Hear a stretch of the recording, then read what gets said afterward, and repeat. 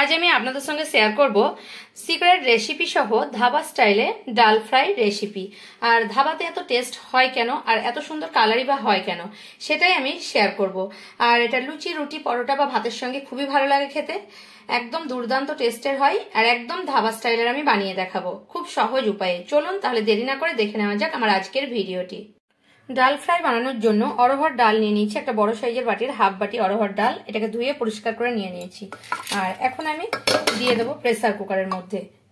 এখানে হাফ বাটি আমি ডাল নিয়েছি, তার জন্য এক বাটি আমি জল নিয়ে নিলাম। আর এর মধ্যে আমি দিয়ে দেব লবণ আর হলুদ দিয়ে ডালটাকে আমি প্রথমে সেদ্ধ করে নেবো। এখানে আমি এক চামচ পরিমাণে লবণ দিলাম আর দিয়ে দিচ্ছি সামান্য একটু হলুদ। এবারে আমি এটাকে সেদ্ধ করতে বসিয়ে দেব। আর সেদ্ধ হওয়ার পর ফিরে আসছি। একদম গলিয়ে ফেলা যাবে না, সেদ্ধটা এমন ভাবে করতে হবে যেন খুব সুন্দরভাবে ডালটা সেদ্ধ হয় অথচ একদম গলে না যায়, সেভাবে সেদ্ধ করতে হবে। আর একদম ধাবা স্টাইলে আমি ডাল ফ্রাই বানিয়ে দেখাবো আপনাদের। দেখুন ডালটাকে আমি দুটো সিটি মেরে নিয়েছি, একটা লোতে একটা হাইয়ে দিলে আমার ডালটা ঠিকঠাক সেদ্ধ হয়েছে। দেখলে বুঝতে পারছেন ডালটা কেমন সেদ্ধ হয়েছে। ডাল ফ্রাই বানানোর জন্য একটা বড় সাইজের পেঁয়াজকে লম্বা করে আমি কুচিয়ে নিয়েছি। আর নিয়ে নিয়েছি অল্প একটু আদা আর রসুন, এটাকে আমি পেস্ট করে নেব। আর একটু ধনেপাতা কুচি, চেরা 3টে কাঁচা লঙ্কা, 2টো মিডিয়াম সাইজের পেঁয়াজ মানে ছোট সাইজের, আর একটু আদা লম্বা করে কুচি করে নিয়েছি, একটু রসুন কুচি করে নিয়েছি। এবার আদা রসুনটাকে প্রথমে আমি পেস্ট করে নেব। এখানে একটা আমি ফ্রাই প্যান বসিয়ে নিয়েছি আমি ডাল ফ্রাইটা বানানোর জন্য। আর এখানে সাদা তেল দিয়ে দিচ্ছি 2 চামচের মতো, কারণ পুরোটা ঘিয়ে করতে গেলে প্রচন্ড ঘি হয়ে যাবে, শরীরের পক্ষে অতটা ঘি খাওয়াও ভালো নয়। সেই কারণে আমি প্রথমে সাদা তেল দিয়ে করছি, তারপর আপনাদের দেখাবো ঘিটা কিভাবে ব্যবহার করব আর কম ব্যবহার করব। সেই কারণে প্রথমে আমি যে রসুন আর আদা বলেছিলাম, আর প্রথমে আমি দেখাচ্ছি ওটা তো পেস্ট আলাদাভাবে করে নিয়েছি রসুন আদা। আর জিরে নিয়ে নিয়েছি, গোটা জিরে। আর নিয়ে নিচ্ছি সামান্য পরিমাণে একটু হিং। প্রথমে আমি হিং দিয়ে দেব অল্প একটু, হিঙে খুব ভালো টেস্ট হয়। আর তারপর আমি দিয়ে দিচ্ছি জিরে, গোটা জিরে। জিরেটা আমার ফুটে উঠেছে। ঠিক এই টাইমে আমি এর উপরে রসুন যে আলাদাভাবে পুরো মোলায়েম করে বাটিনি, এইভাবে বেটে নিয়েছি, রসুনটা একটু এর মধ্যে দিয়ে দিলাম। আর রসুনটা আমি কয়েক সেকেন্ড ভেজে নেওয়ার পরে দিয়ে দিচ্ছি আদা। আদাটাও একইভাবে করে নিয়েছি, থেঁতোও নয় অথচ পুরো পেস্টও নয়, সেভাবে করে নিয়েছি। এটা একটু নেড়ে চেড়ে নেবো আমি রসুন আর আদাটা। তারপর আদা রসুনটা হয়ে গেলে পেঁয়াজ দিয়ে দিচ্ছি এর মধ্যে। আর পেঁয়াজের সময় আমি কাঁচা লঙ্কাও একটু দিয়ে দিচ্ছি, চেরা কাঁচা লঙ্কাগুলো। আর মিডিয়াম ফ্লেমে রেখে পেঁয়াজটাকেও আমি ভেজে নেব। পেঁয়াজটা একটু ভাজা ভাজা হয়ে গেলে এর মধ্যে টমেটোটা দিয়ে দিচ্ছি। আর টমেটো, পেঁয়াজ সবকিছু একসঙ্গে এভাবে আমি মিডিয়াম ফ্লেমে রেখে ভেজে নেব। টমেটোটা যেন ভালোভাবে গলে যায় সেরকম 2-3 মিনিট আমি এটাকে ভাজতে থাকবো পেঁয়াজ আদা রসুনের সঙ্গে। এখন মশলাটা আমার কিন্তু একটু ভাজা ভাজা, টমেটোটা গলে যাচ্ছে, এই সময় একটু আমি হলুদ দেবো এর মধ্যে। খুব সামান্য পরিমাণে একটু হলুদ দিয়ে দিলাম। এবার হলুদ দিয়ে আমি মিশিয়ে নিচ্ছি সবকিছু। এবারে মশলাটা আমার তৈরি হয়ে গেছে। আর ঠিক এই অবস্থায় আমি ডালটা দিয়ে দেব এর মধ্যে। এখন আমি ডালটা দিয়ে দিচ্ছি। এবারে আমি মিশিয়ে নিচ্ছি সবকিছু ডালটার সঙ্গে।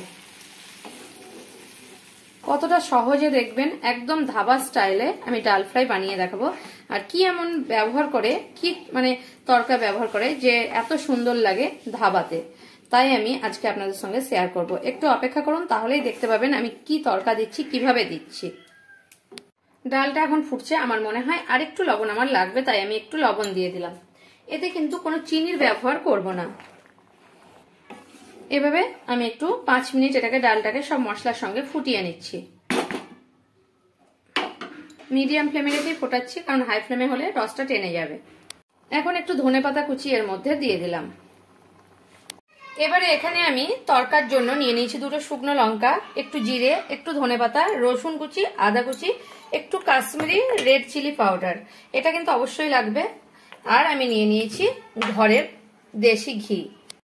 এখন আমার তরকাটা ফুটছে, আমি এখন গ্যাসের ফ্লেমটা অফ করে দিচ্ছি। আর তরকাটা আমি যে বাটিতে রাখবো সেই বাটিতে আমি নামিয়ে নিচ্ছি, কারণ আমি ফ্রাই প্যানটা আমার দরকার হবে তরকা লাগানোর জন্য।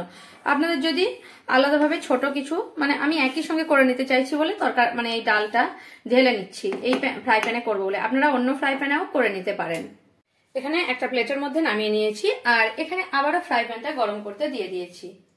এখানে ফ্রাই প্যানের মধ্যে আবার আমি ঘি দিয়ে দিচ্ছি। এখানে 1 চামচ, আর একটুখানি মানে পুরো বড় চামচের নয়, ছোট চামচের, মানে উঁচু উঁচু 1 চামচ দিয়ে দিলেও হবে। এখানে ছোট চামচ ছিল তাই আমি দুবার ব্যবহার করলাম। এভাবে ঘি দিয়ে দিলাম, ঘিটাকে গলিয়ে নিচ্ছি চামচ থেকে যাতে ছেড়ে যায় সেই কারণে। ঘিটার মধ্যে দুটো শুকনো লঙ্কা দিয়ে দিলাম, দিয়ে দিচ্ছি অল্প পরিমাণে জিরে।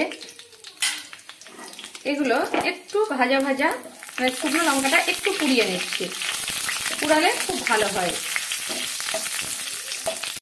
আর এখানে রসুন কুচি প্রথমে দিয়ে দিলাম, রসুনটা একটু আমার ফ্রাই হবে। রসুনটা আমি 1 মিনিট ভেজে নিলাম মিডিয়াম ফ্লেমে। তারপর দিয়ে দিচ্ছি আদা কুচি, আদাগুলো আমি মিডিয়াম ফ্লেমে রেখে একটু ভেজে নেব, ঠিক 1 মিনিটের মতো একটু ভেজে নেব, যেন মানে কাঁচা না থাকে, অবশ্য একটু ভাজা ভাজা হয়, তাহলে কিন্তু তরকার টেস্টটা খুব ভালো হবে। এটাই ধাবা স্টাইলে হয়, কারণ এই তরকাটা দিলে একদম ধাবার মতো খেতে হয়। এটাই আপনাদের আমি বলার চেষ্টা করছিলাম এতক্ষণ ধরে। এবারে একটু লালচে করে ভাজা হয়ে গেছে, এখন আমি এর উপরে দিয়ে দেব 1 চামচ কাশ্মীরি রেড চিলি পাউডার। এটা কিন্তু দিতে হবে, কারণ এটা দিলে তবেই কালারটা ধাবা স্টাইলেই আসবে।